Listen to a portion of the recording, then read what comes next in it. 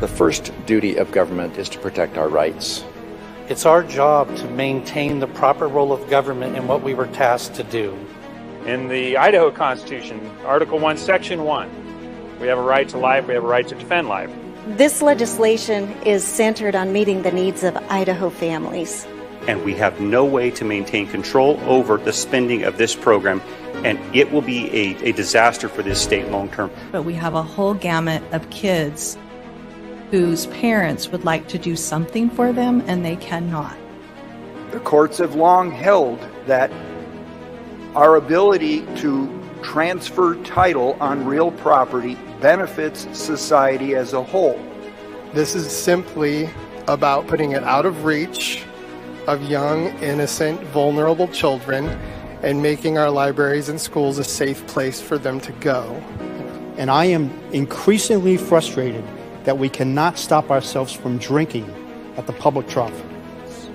He's sounding the alarm. He's saying if we don't address these issues, we potentially might have greater problems moving forward. I feel like we're back to an unappointed board that gets to decide who is essential and who is non-essential. If I was looking at a business and I was looking at these figures, there would be heads rolling because this is unsustainable. We're supposed to be bottom-up government. We're supposed to be representing my citizens' ideas and your citizens' ideas, and we're supposed to be discussing them and debating them to come to a conclusion. And for me, it's about a couple things. It's about food security, it's about national security, and it's about preserving American exceptionalism.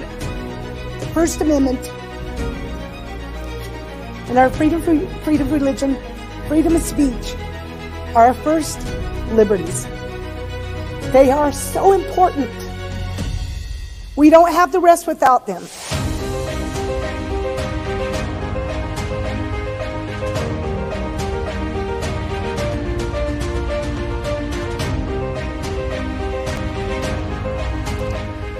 Okay, welcome everybody. Welcome to Idaho Signal. My name is Matt Edwards. It is March 13, 2024, and we are still live here in Boise at the Capitol. And I'm happy to be broadcasting here from a much quieter location than I was in the echoey halls yesterday, but that was fun to be in the mix of everything there and have some guests come by. Today was very active in Senate State Affairs this morning. We've been trying to call for the hearing on House Bill 415, which is the enhanced carry permit for teachers and staff who hold an enhanced carry permit to be able to carry their firearms on school campuses as a means of last resort in case something tragic were to happen on school property and police cannot respond in time, as we have seen in some tragic events across the country. And so this is a step in order to help the safety of our children and school staff when seconds count and you have to wait minutes, I believe is how they're describing this. So enough with the platitudes. This morning in the Senate State Affairs Committee, they've been holding on to House Bill 415. They have not had a hearing. Instead, the chairman of that committee has drafted a new bill. This is Senate Bill 1418, I believe. And this bill had its hearing this morning. It's been put on the fast track in order to satisfy, the folks who have been calling, demanding we hear House Bill 415. And so we're going to play some clips for you on how this hearing went this morning, because it was very fascinating to hear from the folks out there. So to kind of set up the changes in the bill, because the reason why Senator Guthrie wanted to change the bill is he was addressing some concerns that we hear from folks on the left about this notion that more guns means that the school is going to be less safe, when the whole point of this bill is to increase the safety by allowing people with an enhanced carry permit to carry their firearm. And you have to go through training. You have to go through an additional training to have an enhanced permit, an enhanced concealed carry permit. While we do have constitutional carry in this state, anybody can carry. if you're legally allowed to carry, anybody, in order to have an enhanced concealed weapons permit, you need to go through some training. And so this bill 415 would have allowed that to happen. This substitute bill adds extra layers to that, to the point, and you're going to see some folks argue this point, to the point that it actually starts removing your individual rights under the Second Amendment and under Article 1, Section 11 of the Idaho Constitution. So we are going to dive right in. We got a few clips lined up for you. And so here is Senator Guthrie introducing the bill, the substitute bill. Committee, members of the State Affairs Committee, thank you for allowing me to present 1418 this morning. And for the record, I am Jim Guthrie, serve in the Senate, represent District 28. Senate Bill 1418 is proposed policy that would allow school district employees to conceal carry on school property. I'm going to hit a few highlights, but I'll be somewhat brief in the interest because there is considerable interest in this legislation. I'd like to hear what others have to say as well.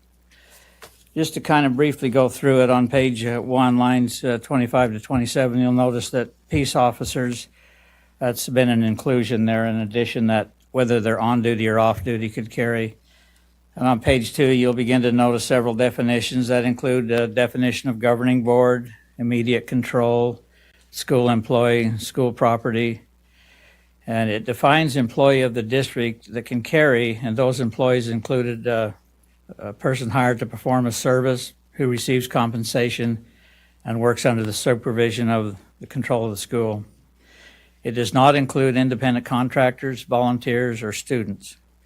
And school property means property owned, used, or leased by the district. On page 3, it requires enhanced concealed carry permit and annual refresher training in order to continue to carry.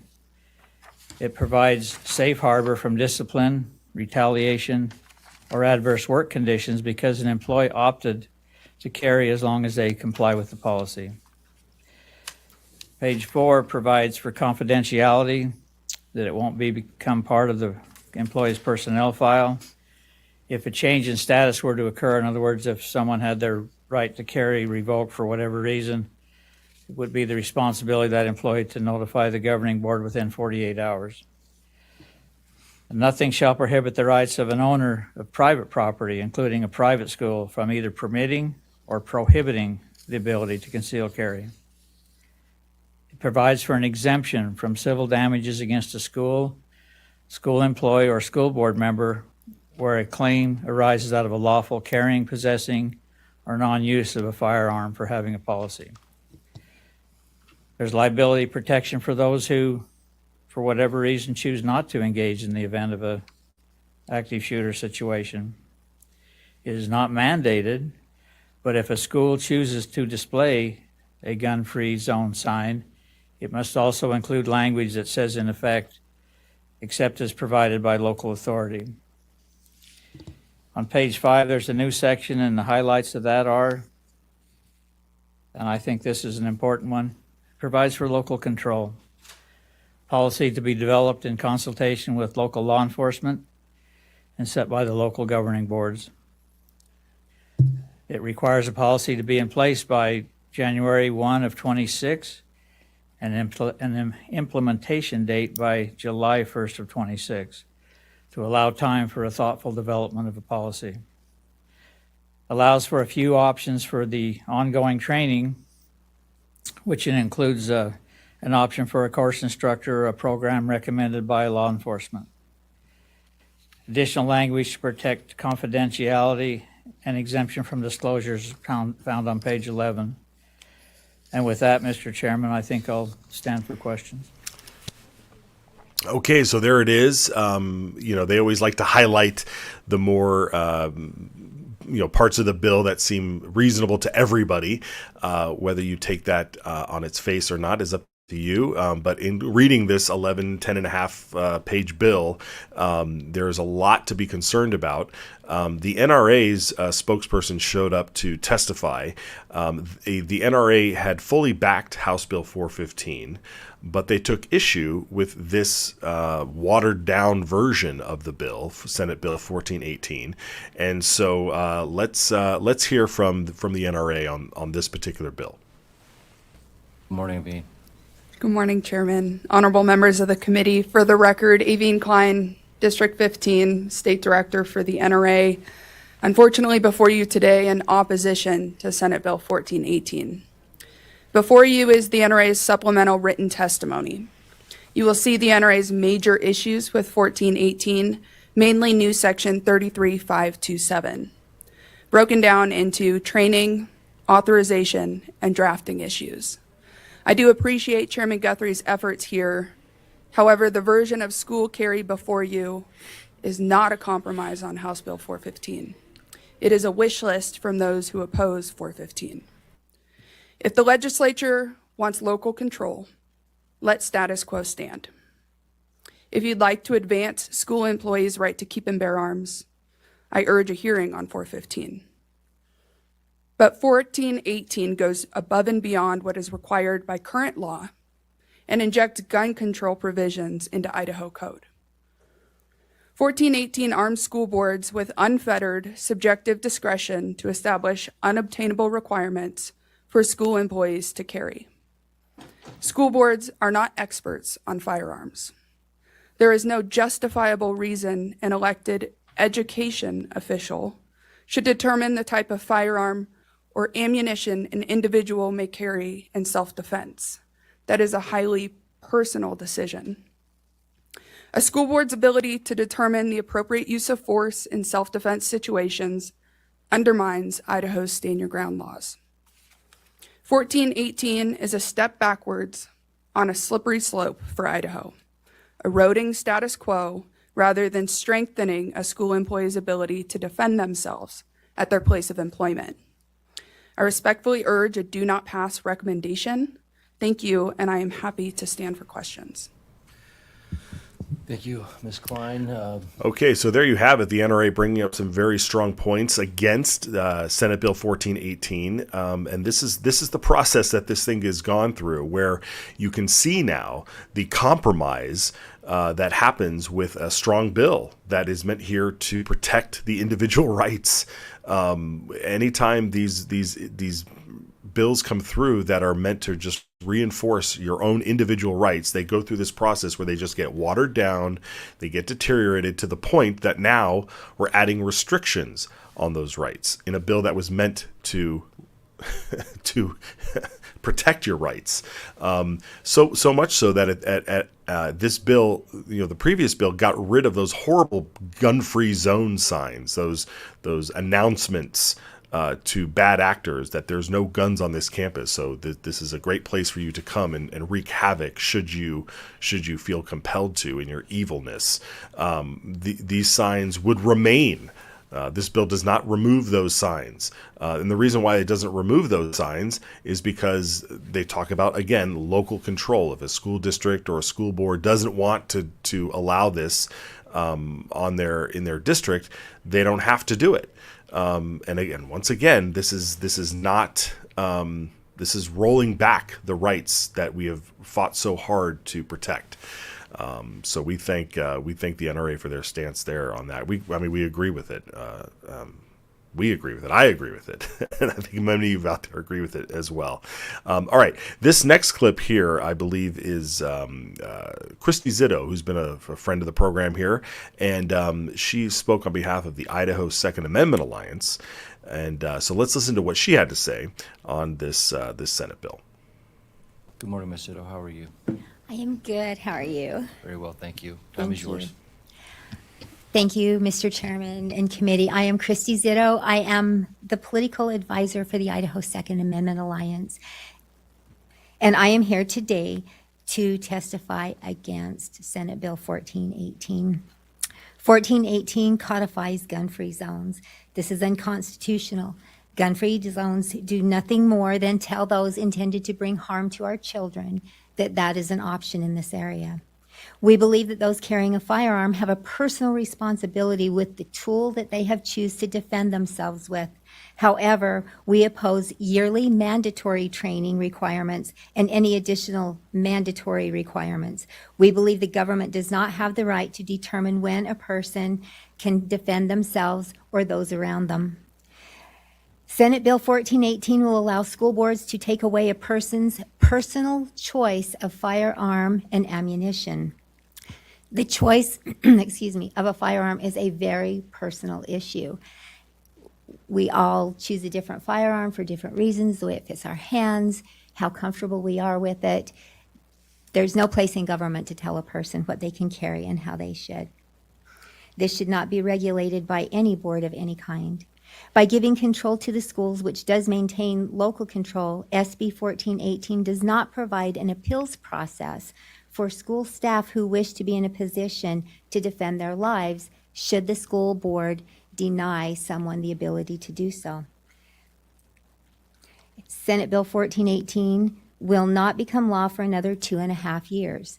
This bill effectively kills school carry and does not promote it. That's the end of my testimony. And I would like to add, I emailed to the entire Senate this morning the Gun Owners of America analysis of Senate Bill 1418. Thank you. Okay, there you have it.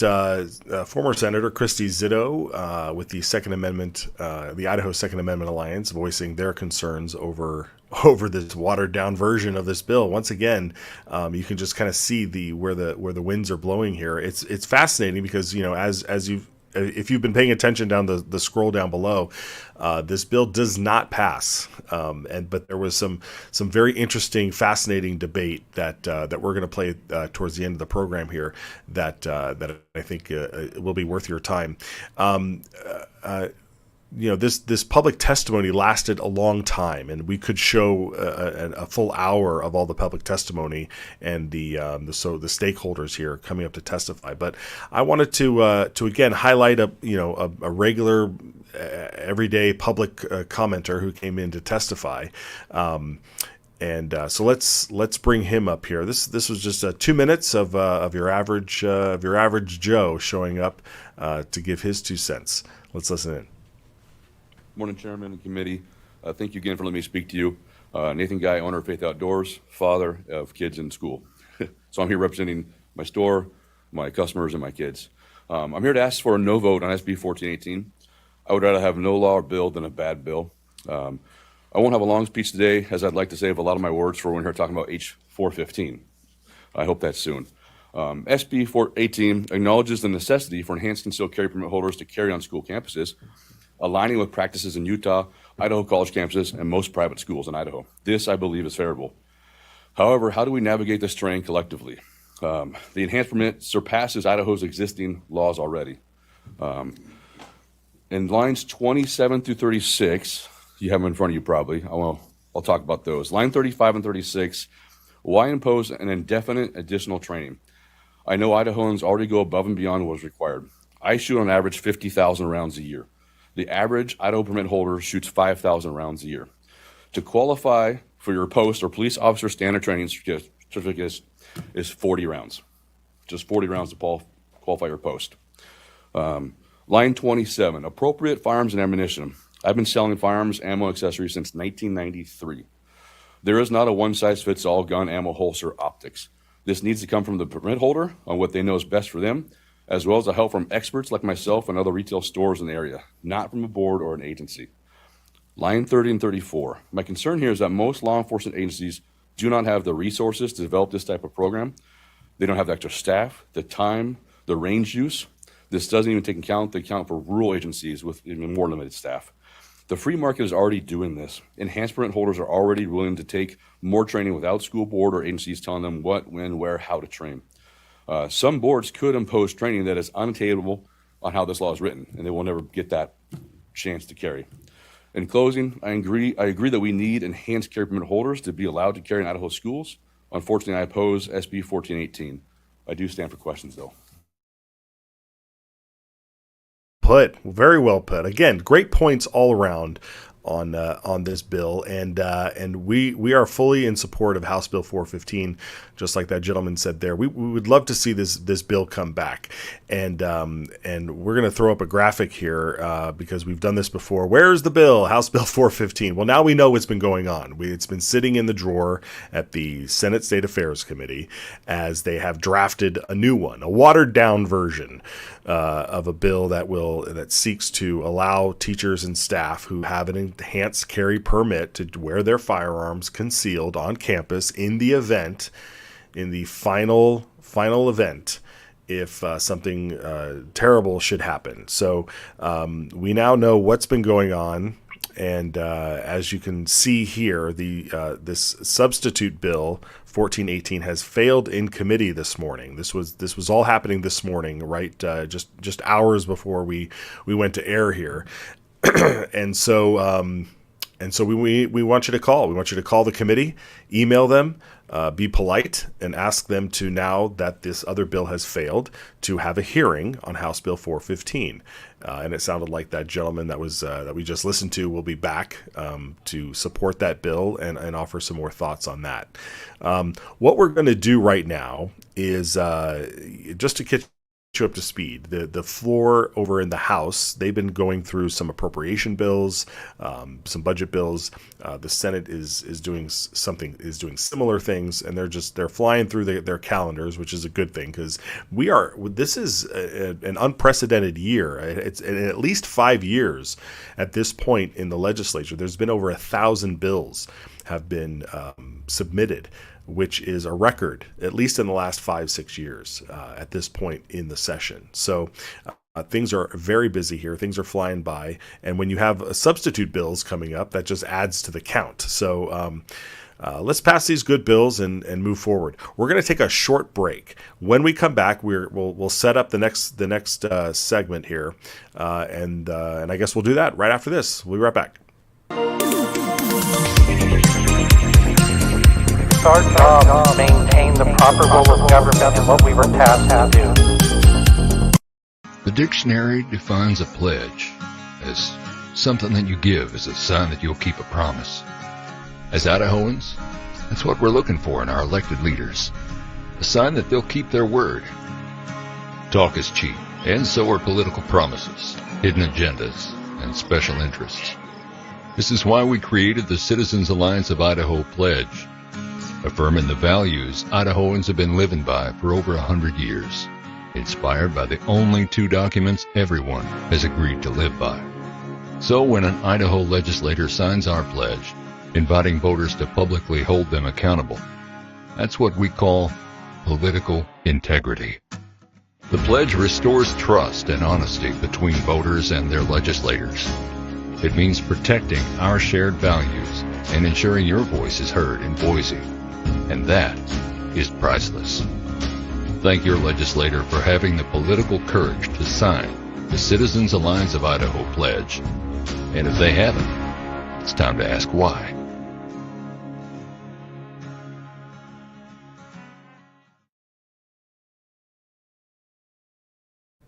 All right, folks, welcome back. Idaho Signal is on the air. We are broadcasting. I'm here in Boise, in the capital, this week for the next couple of days, and it's a real treat to walk the halls, talk face to face with our senators and representatives and the folks that walk amongst the marble here. We've been paying attention to what happened in the Senate State Affairs Committee this morning. Senate Bill 1418, which is serving as a substitute for House Bill 415, which passed the House a few weeks ago, maybe a month or so ago now, and by, I think, a 53 vote on the positive side, 53-16, somewhere around there. There were a few absence in it, but this bill overwhelmingly passed. I believe almost every Republican, save for a few, voted for this bill. And it's been sitting in the Senate State Affairs Committee for weeks, and now we have a And now we have a substitute bill, Senate Bill 1418, that has come in. We've just played a bunch of clips for you of people who are concerned about the sort of watered down version of this. And to me, I wouldn't even say that this is watered down. I'd say it's been waterboarded to the point where now we're adding more restrictions on your Second Amendment rights. And that to me is ridiculous. We have to get rid of these gun-free zone signs on schools. Bad actors have to know that they cannot show up to Idaho schools and think that they can take care of something that their evil minds wish to do. And some folks are looking at this issue as a what do they call it, a school safety issue, from the standpoint that more guns doesn't equal more safety. And then others look at this as a Second Amendment issue, and rightly so. That just because you're working somewhere, that you then are to give up the rights, your individual rights to protect yourself and to arm yourself in a state that already allows you to do so, and putting all sorts of restrictions, and it just sets a precedent for adding restrictions back onto the books, and to chip away at your individual rights and in the ability to protect yourself. So what we're going to do here now is we're going to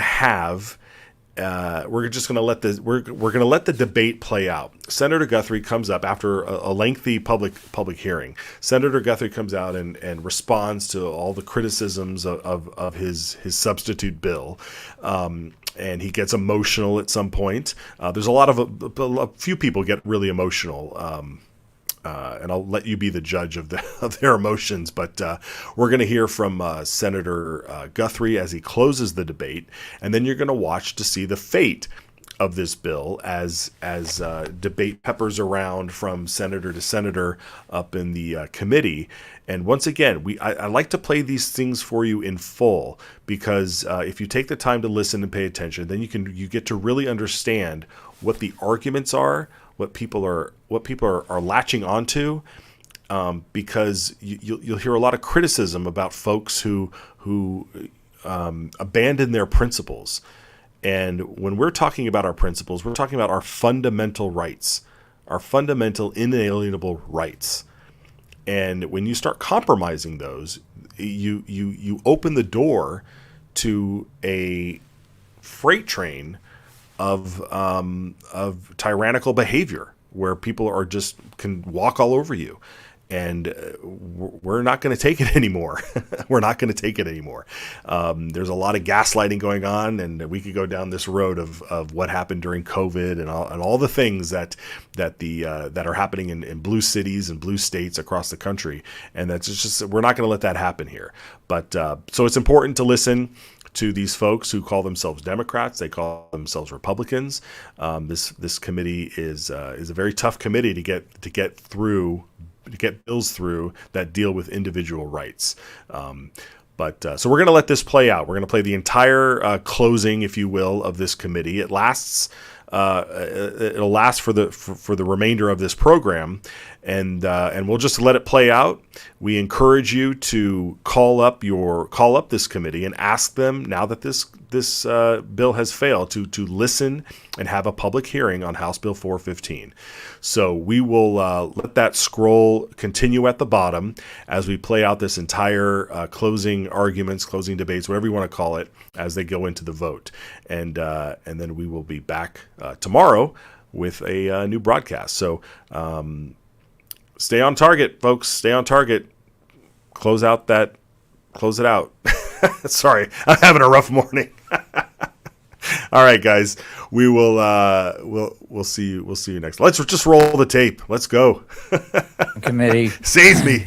You hang around this place long enough, and you're able to enjoy opportunities where there's such powerful testimony. Yeah. And regardless of how the bill comes out, it's really indicative of the process that I think is appropriate for the citizens to be able to come, and I so appreciate their testimony and involvement. Just a couple of things on some of the testimony, and then I'll go through some closing remarks. Mr. Chairman, it was indicated by a few that the hurdles are too high. But you know what? We're talking about an environment where a lot of times police officers can't even make the right decision because it's the heat of the moment. You don't know what's going to happen. I believe the hurdle should be pretty high. Let's talk about the gun-free zone signs, and keep in mind that's if the school decides to post them. It's not mandatory that they do. I really appreciate the testimony of Morgan Ballas, the SRO officer. He's very modest because his credibility is beyond reproach. He has a history of these things, and that was really powerful testimony to hear, me knowing his background as I met with him earlier this in this process. Stu Hobson mentioned that something I think is important to note. There were some concerns about ammunition and guns, appropriate ammunition. And he drew out the distinction if somebody has a high-powered firearm that's going to go through a couple of walls before it stops. I think it's very appropriate that they look at the ammunition criteria. I was particularly moved by Miss Adams' testimony. I think all of us can speculate how we would act or react in a situation if she was in a situation. And for her to come and share that story is pretty powerful. Mr. Chairman and committee, I had no intention of playing in this space when this session started.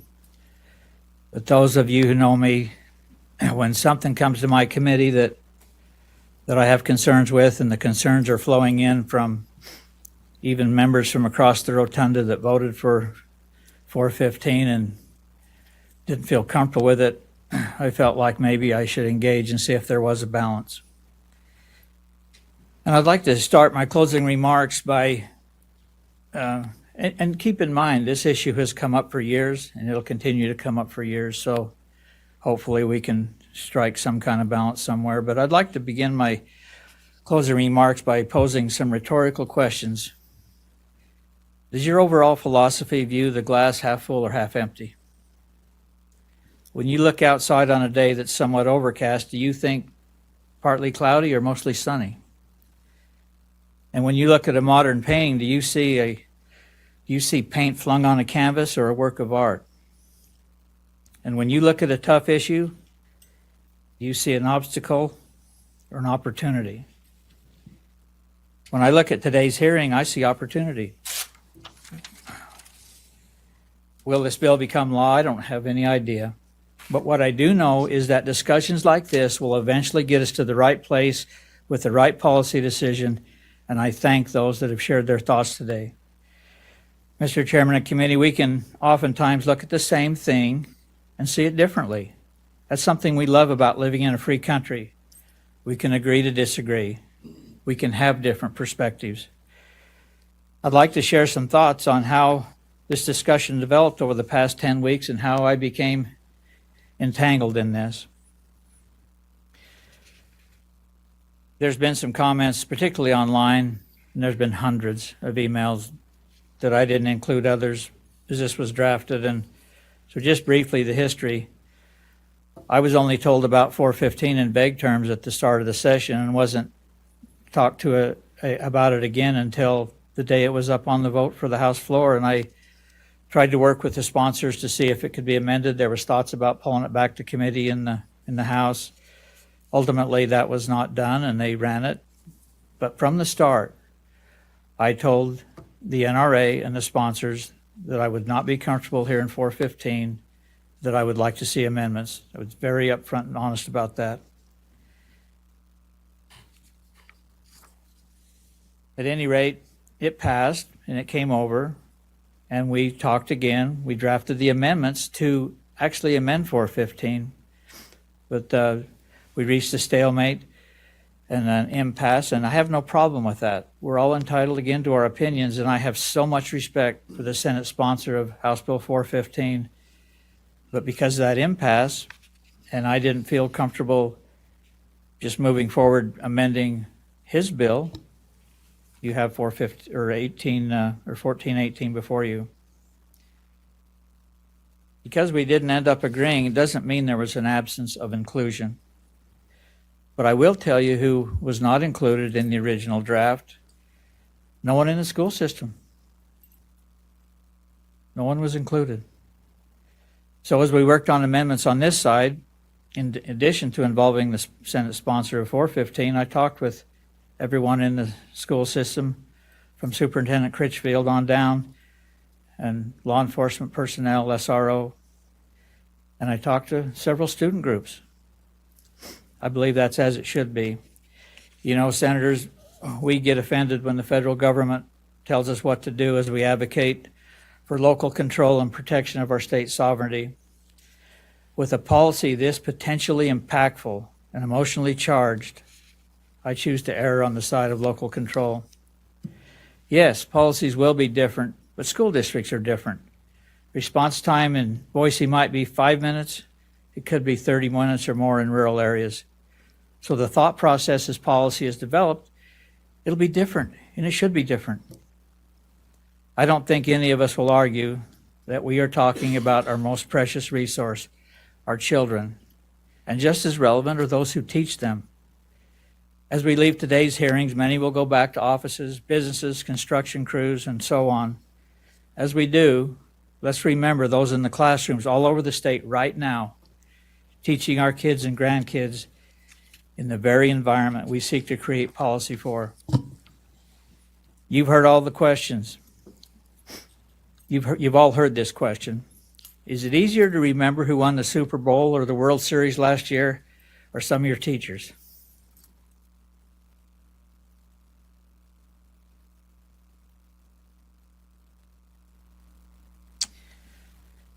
For me, Mrs. Gunner, Mrs. Green, I'm sorry, Mr. Chairman, Mr. Gittens, Mr. Brown, and so many others come to mind. Doesn't that local human infrastructure deserve to be part of the discussion? Mr. Chairman of Committee, this is a school safety issue.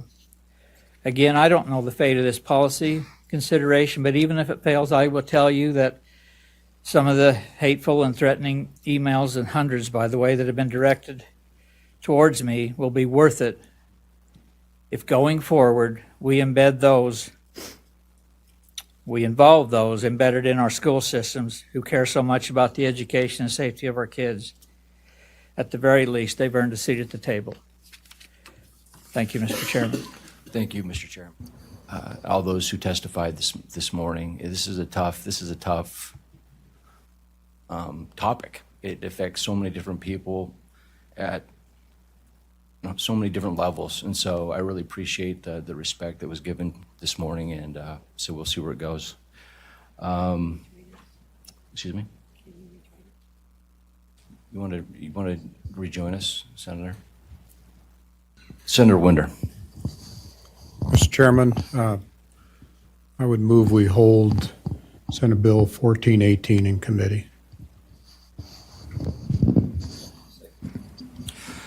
I have a motion to hold this bill in committee by Senator Winder, and a second from Senator Harris. Any discussion on that motion? Mr. Chairman? Yep.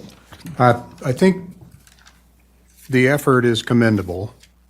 And I think that even with the House bill that came over, there was some discussion about possible amendments before it got here. They chose not to do that.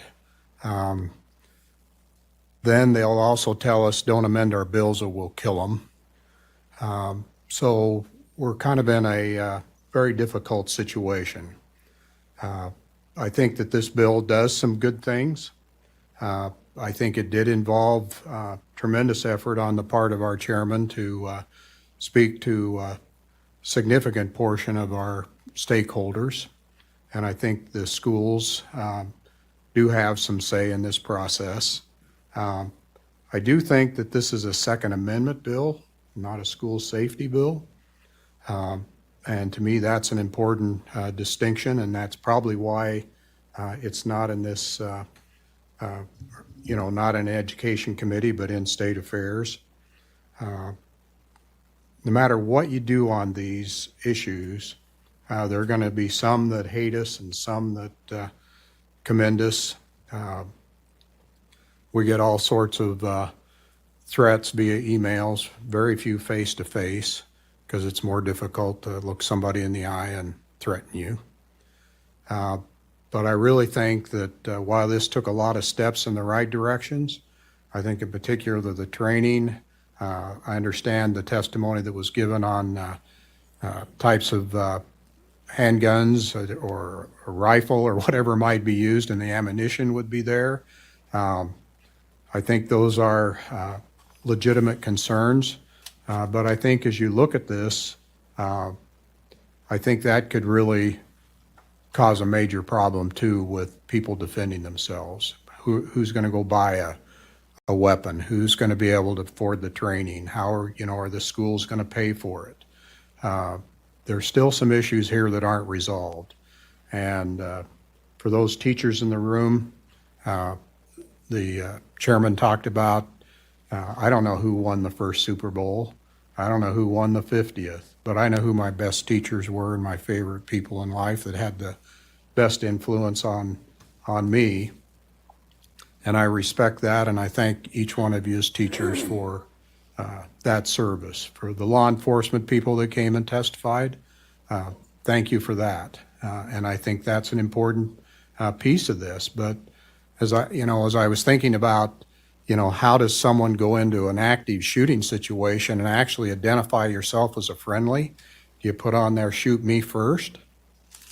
I mean, how do you do this? These are difficult issues to deal with. And so I think while there's some good thought here, and I commend the chairman for it, I just don't think this is the right answer for this solution. And I think we need to keep working on it. I think for the first time in my 10 years here, I was convinced today to vote in favor of a gun bill. And here's what I thought about this whole time. What do I do? What do I do? What do I do? I have an ideology. I have a philosophy, no guns in schools. And then I started to think about a session we had when we started the legislature this year. It was about negotiation and civility. And there was a presenter that talked about sometimes when we have our stake in the ground and we don't see our shared interests, we lose opportunities. And that our work as legislators are really about finding common interest and ground. And many times the stake we plant can get in the way of really good policy and things for people. And so I started to think about my own stake in the ground. And I started to soften as I listened to the testimony. And I realized I was holding on to an ideology just like everybody else. And that's not the best place to be as a legislator. And the job is to listen to the testimony, do all the research we can, think around it, and make the best decisions we can. And for the first time in 10 years, I'm ready to vote for a gun bill. I can't believe it. Hopefully my constituents are going to be okay with that. And I think I really respect the fact that the chair could get me off that position. People who know me know that's a tough position. But I do think the most striking thing to me today, I wrote it down, was the first person that testified, Mr. Gillis, who said, we just can't willy-nilly be letting people have guns around, and that we recognize you don't have them at airports and courtrooms and schools. And that resonated with me. That helped my flag, right? But in the end, I don't want the guns in there at all, because I think every time you increase the chance, it's a problem. But in the end, I think you guys convinced me that teachers, school folks should be able to make those policies and make those choices without me interfering with my flag in the ground.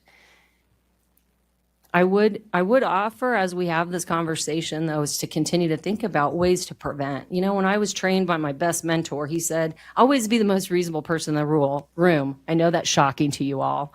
Not shocking. Come on. And he always said, try to make things go right. Do everything you can in your power to make it go right. And then when you have the crisis, manage it, right? And so that made me think about when I worked on college campuses where there was always crises. Oh my gosh, we had guns in camp. We had everything, suicides. And I always thought, I got to get upriver and do everything I can to create a good environment, do threat assessments, make sure that we decrease bullying, discrimination, all those things to decrease the acts of crises. But when push came to shove, we had to have a plan.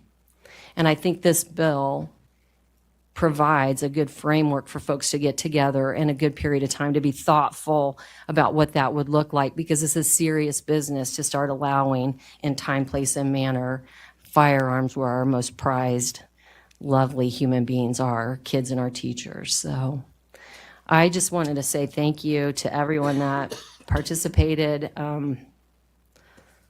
I don't support the motion to hold in committee. I can't believe it. But I think we should allow this to go to further discussion onto the floor because of all the work that has gone into it, and it's been very thoughtful. Thank you, Mr. Chairman. With a little reluctant, I'd like to make a substitute motion that we send Senate Bill 1418 to the 14th order for possible amendments.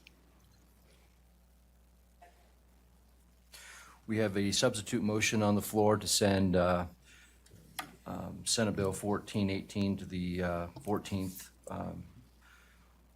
ordered for possible amendments. That motion was made by Senator Lee and a second by Senator Wintrow. Any discussion on that motion? May I speak to my motion? Yes, ma'am. I see this as a school safety bill. The Second Amendment is very clear, but we have constructs already where our schools are different, our courts are different, and our airports are different. So in recognition of those differences, I recognize that these things can be treated differently, and I think the testimony is very compelling. We have a couple of efforts going on in this building, and my motion is intended to see if we can get a resolution that we can get, and some may say, you know, compromise is weakness. I think we've seen good policies move through this building when we get some, if you want to call it incremental, some people will call it bold steps. Is there still a path forward for this issue, this session? And I think moving this bill forward in a way that still keeps people to the table. Yes and no are simple answers to complex problems. And so it sometimes isn't just a yes and no. It's let's get back to the table. What are the pieces that we can appreciate in this piece of legislation instead of some of the bully emails and I think rigid positions that say, not this bill, it must be another bill. And I'm afraid that we might leave with nothing. And in some ways that's part of our process. But I'm hoping that we could get something to move this forward. I really was moved by all of the testimony, and that's, thank you, Mr. Chairman, for letting me explain my motion.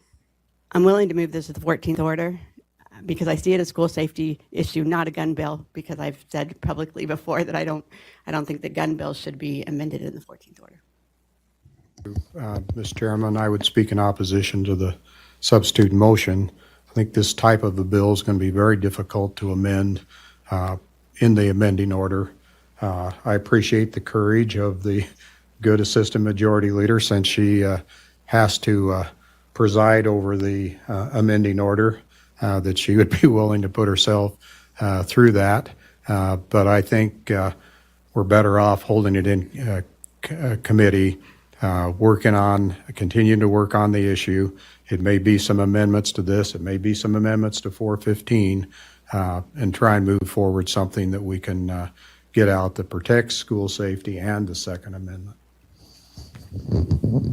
No further discussion. Committee, we do have a substitute motion in front of us, which is to send Senate Bill 1418 to the 14th order for possible amendments. I'm going to call for a roll call vote on this. Madam Secretary. Thank you. And if you could take a roll call vote. Senator Winder? No. Senator Anthony? Senator Harris? No. Senator Lee? Aye. Senator Taves? No. Senator Winthrop? Senator Ruckty? Senator Guthrie? Aye. Senator Burnt? No.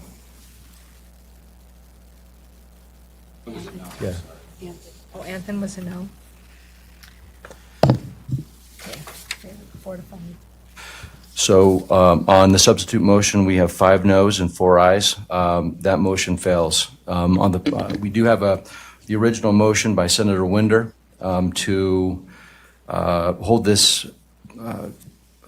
Senate Bill 1418 in committee. Any discussion on that motion? Chairman, again, just quick and short. I don't think this bill's quite the answer. I think it does some things that it doesn't need to do. I still think it's worth the effort to try and work not only on this bill as a possible amending, but I don't think it can be done in the amending order. As I said earlier, we still have 415 that we potentially could get to some agreement on that would meet more of the concerns voiced by the testimony today, and I think we need to keep working on this. And I would urge your support for the motion. Thank you, Mr. Chairman. While I was sitting here, I looked up again, I can't help myself, the guns and ammo ranking of the best states for gun owners. It won't surprise anyone in Idaho to know that we're tied for the top. The states of Wyoming, Idaho, Montana, Utah, and North Dakota and Arizona all have a perfect 50 score in that analysis. And why did I bring that up? I hope it's a well-known fact for me that I'm a pro-Second Amendment guy. And I've been sitting here voting that way for, I think, 9 years now. I will also tell you that the chairman of this committee votes the same way. Someone said in the committee today that, and I think they were accurate, and I apologize, I forgot who it was, that everybody here believes in child safety. Everybody. I think everybody who's in this room who's advocated on both sides of this really does believe that their position is advancing that of child safety. And so I think we need not castigate anyone, especially our chairman, who has been a rock-solid advocate, in my opinion, for protecting and advancing the Second Amendment. I know him now well enough to know what he's trying to do. He's trying to get some a reasonable piece of legislation that can work for everybody. And that is tough sometimes, really, really tough. But I commend his efforts. Where I'm at today is I just don't think we're there. And I'm concerned that I'm leaving my gun owners behind. And so I'm gonna vote in favor of holding in committee with all those comments in consideration. I do want to commend the chairman for his continued work to protect the Second Amendment, but also to find some reasonable pathway forward on these really, really hard issues that are hard to thread. And so thank you, Mr. Chairman. Mr. Chairman, I'm going to vote against the motion. I wanted to start by complimenting the chairman, but now that everybody's complimented him, it's going to sound less significant. But I consider Chairman Guthrie to be the model of what a legislature should do and how a legislature should treat this job. I always have. But he takes on some of the toughest issues in this building that have left many people behind who have tried to address them. And he does it in a very professional way, does it in an inclusive way, does it in a thoughtful way. So we'll add that to his list of compliments this morning. But at the end of the day on this bill, I mean, it really is, there's two ways to view it. It's a gun rights bill or it's a school safety bill. And I'm a little concerned that those two are extremely difficult to mesh, because if you treat it as a gun rights bill, school safety takes a back seat. And vice versa, if you treat it as a school safety bill, then the rights of gun owners take a back seat. And And both advocates feel strongly about that. Now, why do I think it should be viewed as a school safety bill? Because we're talking about a school. We're talking about students and teachers. We're talking about a professional environment where we're asking teachers and administrators and staff to provide a loving and safe environment for kids so they can thrive, they can, achieve, they can learn. To me, it just seems obvious that is how the prism we should view this bill through. And I recognize, as I've heard the comments of others on this committee and testimony, that we just have opposing views. And I'm not sure what that means for this issue, because it makes it extremely complicated to find something that I think works well for teachers and students and staff. So that's not really a comment that provides a lot of enlightenment about how to move forward, but maybe it's just more to explain that this is a tough one to figure out. Thank you, Mr. Chairman. This is really a difficult issue, and I've heard today in testimony that we separate our courthouses and we separate our airports. We do that by making them fortresses. We put detection devices in. We strip search people. I don't think that's what we want for our schools, so we're trying to figure out somewhere in between that there's a sweet spot. And we haven't achieved it yet. I think it's well worth the effort to continue to work on it, and hopefully we can get there. But I don't think anybody wants our schools to be a fortress where you have to have metal detectors that are like in a New York or Chicago in their urban schools. But we're trying to find that balance where the kids feel safe, where the teachers feel safe, and where if an incident does occur, there are adults there that can help protect themselves, but also the students that are there. So it's a difficult balance. I hope you all understand that. For me, this is a pretty tough issue, and talking about guns or other issues is never an easy one, especially when there's differences of opinion, and they're always passionate. But if there's one thing that I've learned as being low man on the totem pole, and the senator on this dais that probably does have the least amount of experience, I look to these other senators who have been here for much longer than I have, who spent many more hours around big conference tables having tough discussions. And in these conversations leading up to this vote, there's been talk about Senator Guthrie and his leadership, and if there's one thing that I've learned from Senator Guthrie, it's that when having these discussions, you know you're in a good place when folks on both sides aren't comfortable with the outcome. That means that, we gave up a little bit here, we gave up a little bit here, we met in the middle with some reasonable conversation. Now, I don't know whether this bill is going to pass and go to the floor. I don't know. But if it doesn't, I would hope that every single stakeholder in this room will step up and have these hard discussions. It's incredibly important because we're talking about children. We're talking about hundreds of schools throughout this good state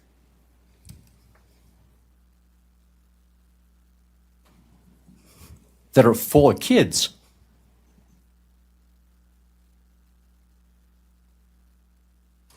Now,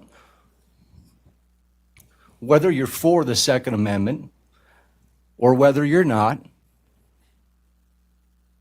come to the table and have these discussions. I think it's incredibly important. I think that whether this bill passes today or not, I I think that this is always going to be an important issue, and just my 2 cents. I just hope that we can. I hope that we can come together and craft some reasonable legislation that will benefit all children throughout Idaho. So, enough of that. Thank you. I think let's do another roll call vote, Madam. Oh, That I do think that I don't see it necessarily as a Second Amendment or a school safety issue. To me, what happened for me today was a pretty important learning moment. And that, again, you can be reasonable and balanced in your approach. And you can respect each thing. They can live together. right. And so I really believe that, and I am appreciative to the lesson that I had today. And I think finally, just thank you, Vice Chair. Let's also go forward and think about how we can make things go right instead of just the response, and support, the kind of classrooms that happens in, so we can head off bullying, discrimination, because those are the things that really increase the risk. So let's look at helping things go right as well. And Madam Secretary, if we could do a roll call, I'd appreciate that. Senator Winder. Aye. Senator Anthony. Aye. Senator Harris. Aye. Senator Lee. No. Senator Taves. Aye. Senator Wintrow. No. Senator Ruckty. No. Vice Chair Burnt. Yes. Senator Guthrie. No. 5-4. Pass.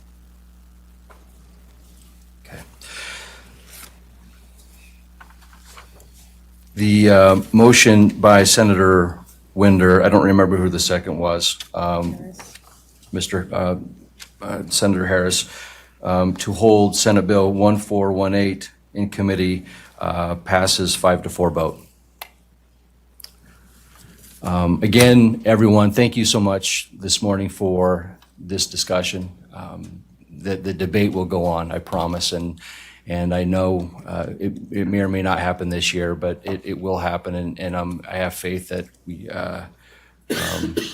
that this will come to a head, and we'll have an opportunity to again vote on good legislation. So, again, thank you for the respectful dialogue, and committee is adjourned. This bill, I think, it puts a stake in the ground that says we have a sovereign right to protect what's ours.